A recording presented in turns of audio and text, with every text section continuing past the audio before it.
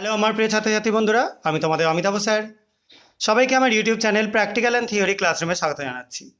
আজকে তোমরা যে সলিউশনটা তোমাদের সামনে দেখতে পাচ্ছ, এটা হচ্ছে কিউপ্রো অ্যামোনিয়াম সালফেট, একটা কমপ্লেক্স বা একটা জটিল যৌগ। এর আগে তোমাদের জটিল যৌগ নিয়ে কোনো এক্সপেরিমেন্ট আমি সেরকম করে দেখাইনি, শুধু রিয়েজেন্ট হিসাবে ইউজ করে দেখিয়েছি, কিন্তু রিয়াক্ট্যান্ট হিসাবে কোনোটাই করা হয়নি। এখানে আমরা সেই রিয়াক্ট্যান্ট নিয়েই কাজ করে দেখাবো। এটা আমি আপাতত 3টে আলাদা আলাদা বিকারে কিছুটা করে ঢেলে নিচ্ছি।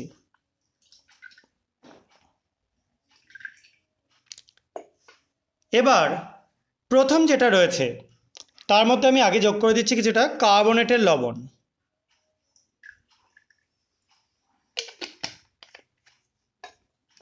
দেখো, খুব একটা পরিবর্তন কিছু দেখতে পাওয়া গেল না। এর মধ্যে আমি যোগ করে দিচ্ছি কিছুটা অ্যাসিড।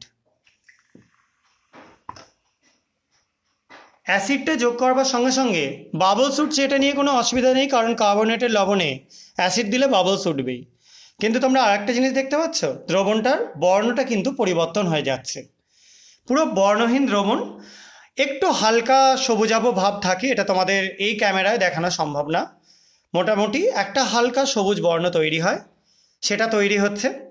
আসলে ব্যাপারটা কি হচ্ছে, এখানে আমরা যখন এই অ্যাসিড দ্রবণের মধ্যে মানে প্রথমে কার্বনেট দিলাম, কার্বনেটের সাথে কমপ্লেক্সটা কোনো রিয়াকশান করলো না, হয়তো করলো কিছুটা পরিমাণ, কমপ্লেক্সটাকে এটা ডিগ্রেড করতে শুরু করলো, ভাঙতে শুরু করলো।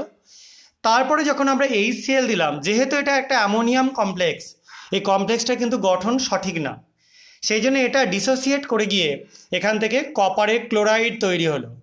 আর কপারের ক্লোরাইডের জলীয় দ্রবণ প্রায় বর্ণহীন, ঠিক আছে, যে কারণের জন্য আমরা এখানে একটা বর্ণহীন দ্রবণ দেখতে পাচ্ছি, হালকা সবুজ বর্ণ হয় যদিও। এবার সেকেন্ডেরটা নিয়ে এগিয়ে নিলাম, তার মধ্যে আমি যোগ করে দিচ্ছি কিছুটা সোডিয়াম সালফাইড।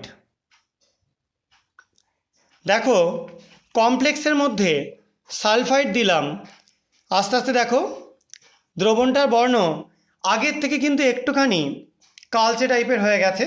আগের যে কালারটা ছিল তোমাদের পাশাপাশি রাখলেই বুঝতে পারবে দুটোর মধ্যে একটু হলেও পার্থক্য আছে। এবার এটাতেও আমি সামান্য অ্যাসিড অ্যাড করে দিচ্ছি। দেখো, এটা কিন্তু ডিজলভ করে গেল এবং একটা একটু ব্ল্যাকিশ কালারের সলিউশন তোমরা দেখতে পাচ্ছ। এবং কপারের সালফাইড আলটিমেটলি একটু হালকা ব্রাউনিশ টাইপের হয় বা ব্রাউনিশ ব্ল্যাক হয়। এখানে যেহেতু খুব ডাইলিউট একটা সলিউশন, সেই জন্য একটা হালকা কালার তোমরা দেখতে পাচ্ছ। থার্ড যে জিনিসটা রয়েছে তার মধ্যে আমি যোগ করে দিচ্ছি আরও একটা কমপ্লেক্স, পটাশিয়াম ফেরোসায়ানাইড। দেখো, এই কমপ্লেক্সটা কিন্তু যোগ করাতেই একদম ইনস্ট্যান্ট তোমরা দেখতে পাচ্ছ কালার চেঞ্জ হয়ে যাচ্ছে, এবং এই কালারটা চকলেট কালারে কনভার্ট হবে যত বেশি আমরা রিয়েজেন্ট যোগ করব, ঠিক আছে।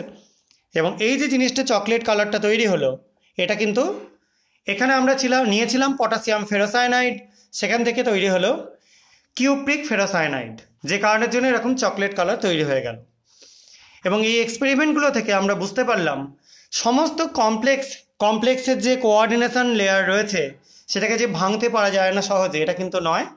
কিছু কিছু উইক কমপ্লেক্সও থাকে যেগুলো পারফেক্ট কমপ্লেক্স না, সেগুলোকে কিন্তু আমরা এইভাবে ডিসোসিয়েট করতে পারি, যেটা তোমরা এই এক্সপেরিমেন্ট 3টে থ্রু দিয়ে দেখতে পেলে।